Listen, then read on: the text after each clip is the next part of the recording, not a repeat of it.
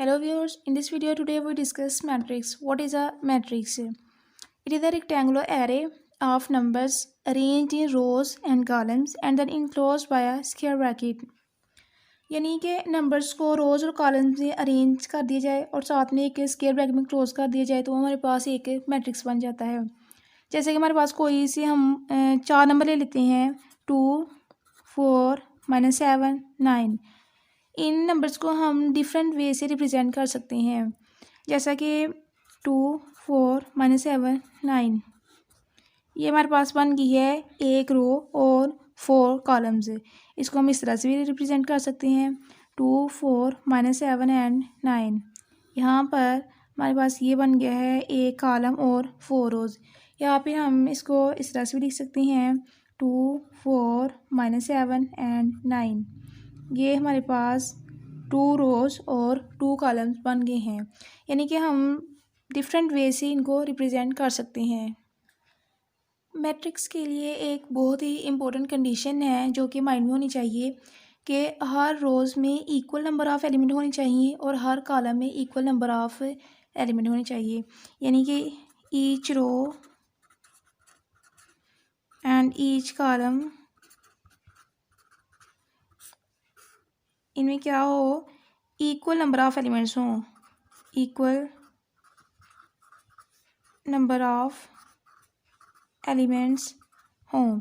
जैसे कि first matrix है, इसमें एक रो है और हर एलिमेंट एक एक ही है। इसके अलावा यहाँ पे 4 रोज़ हैं, फर्स्ट रो में भी एक ही एलिमेंट है, सेकंड में भी एक ही एलिमेंट, थर्ड में भी एक ही एलिमेंट है और फोर्थ में भी एक ही एलिमेंट है। अब नेक्स्ट है, इसमें 2 रोज़ हैं, 2 कॉलम्स हैं, दोनों रोज़ में एक एक ही एलिमेंट है। सेम इस तरह हम कॉलम को देखते हैं कि फर्स्ट में 4 कॉलम्स हैं तो यहाँ पे एक एक एलिमेंट है, यहाँ पे एक कॉलम है, चलिए यहाँ पे तो एक ही एलिमेंट होगा। इसके अलावा यहाँ पर 2 कॉलम है तो दोनों कॉलम्स में एक एक ही एलिमेंट है, ठीक है। तो यानी कि इस तरह हमारे पास A, B, C, D ये हमारे पास एक मैट्रिक्स है।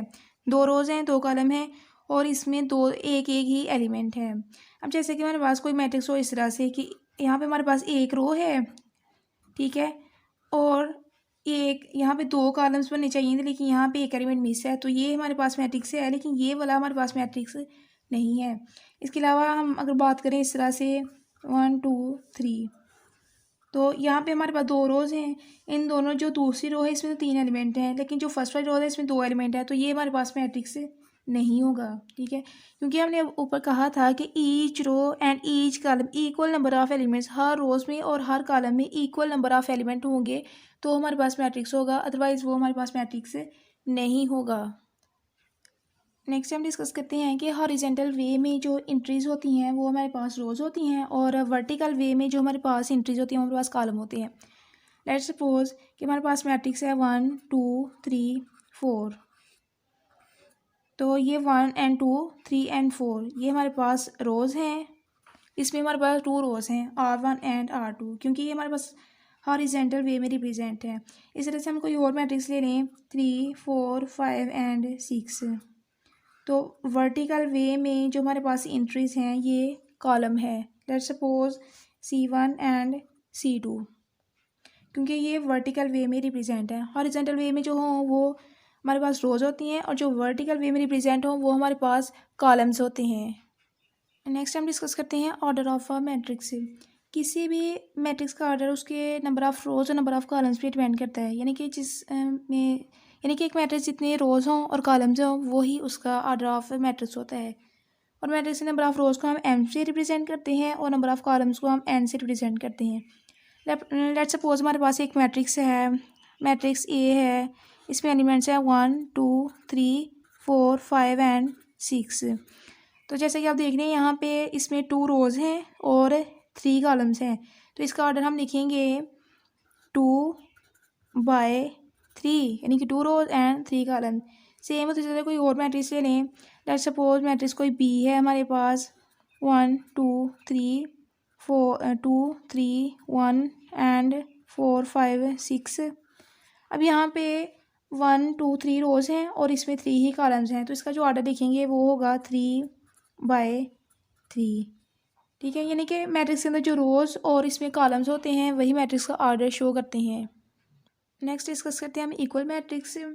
कि अगर हमारे पास दो मैट्रिक्स हों, लेट्स सपोज कि लेट ए एंड बी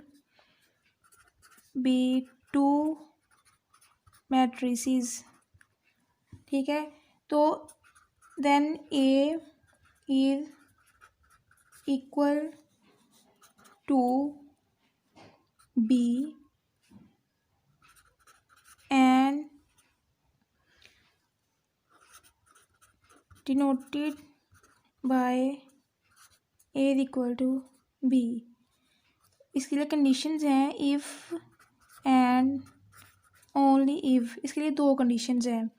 पहली कंडीशन तो ये है कि आर्डर दोनों के सेम होंगे, आर्डर ऑफ ए इक्वल होगा आर्डर ऑफ बी के, और दूसरी इसकी कंडीशन है कि इनकी जो क्रॉसपॉन्डिंग एंट्रीज होंगी, the corresponding entries are equal.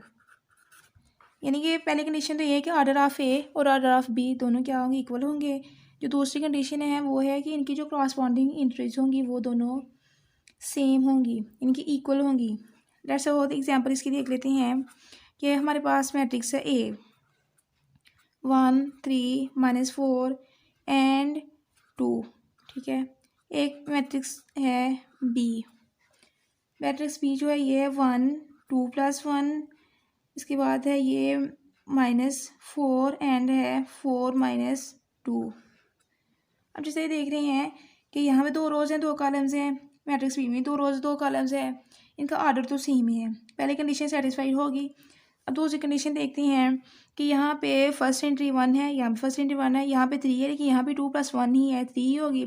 -4 -4 ये भी सेम, यहाँ पे 2 है, यहाँ पे 4 - 2 = 2, ये भी 4 है। इसका मतलब ये है कि ये हमारे पास इक्वल मैट्रिक्स है।